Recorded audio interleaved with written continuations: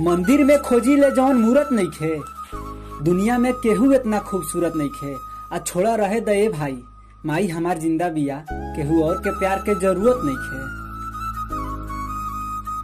सुनहरे मौसम है बसंती हवाएं चल रही है, कि सुनहरे मौसम है बसंती हवाएं चल रही है।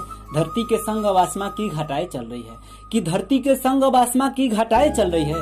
और साहब कह दीजिए मुश्किलें हट जाए मेरे रास्ते से, कि साहब कह दीजिए मुश्किलें हट जाए मेरे रास्ते से, क्योंकि कदम कदम पर मेरे साथ मेरी अपन बात के बेगाना बड़ा करीबी से चिन्हे के पड़ेला, कि के अपन बात के बेगाना बड़ा करीबी से चिन्हे के पड़ेला। एगो माइये के प्यार ऐसन बा जौन मुफ्त में मिलेला, बाकी सब तो पैसा दे के किने के पड़ेला। चेहरा इतना भोला रहे कि ओके देखते पिघल जाई, कि चेहरा इतना भोला रहे कि ओके देखते पिघल जाई। ओकरा प्यार में हम बर्फ जैसे गल जाई, ओकरा प्यार में हम बर्फ जैसे गल जाई। अब बड़ी श्रद्धा से उसे दिल लगौले रहनी रे भैया, कि बड़ी श्रद्धा से उसे दिल लगौले रहनी रे भैया। अभी थोड़ी मालूम रहे कि धोखा दे के चल जाई।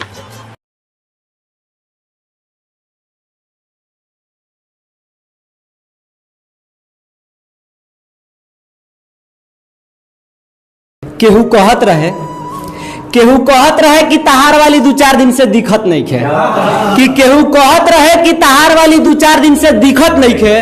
तो हमहू कह देनी जाए तो मर्दे कोनो दिक्कत नहीं खे, आजकल के प्यारे ऐसन बजौन ढेर दिन टिकत नहीं खे।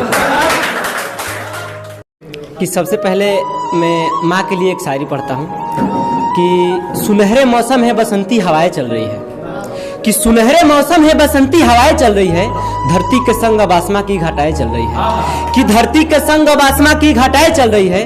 और साहब कह दीजिए कि मुश्किलें हट जाए मेरे रास्ते से, कि साहब कह दीजिए कि मुश्किलें हट जाए मेरे रास्ते से, क्योंकि कदम कदम पर मेरे साथ मेरी माँ की दुआएं चल रही है। कैसे हो पाई हमार तुहार मेल ए रानी, कि कैसे हो पाई हमार तुहार मेल ए रानी, जब तू मोहब्बत के समझे लू खेल ए रानी। कि कैसे हो पाई हमार तुहार मेल ए रानी, जब तू मोहब्बत के समझे लू खेल ए रानी। आ छोड़ा जाए द जौन भइल तवन भइल, कि छोड़ा जाए द जौन भइल तवन भइल, बाकी अब जिए द हमके अकेले रानी। कि हम जी लह भले हमरा साथे इश्क में बेवफाई हो जाई, कि हम जी लह भले हमरा साथे इश्क में बेवफाई हो जाई। तू अपना के रखिए भले पूरा दुनिया पराई हो जाई, तू अपना के रखिए भले ही पूरा दुनिया पराई हो जाई। और हमसे ज्यादा हमारा माई बाप के खुश रखिए ये भोलेनाथ, कि हमसे ज्यादा हमारा माई बाप के खुश रखिए ये भोलेनाथ। ना तो मूड बिगड़ी तो कोनो दिन तोहरो से लड़ाई हो।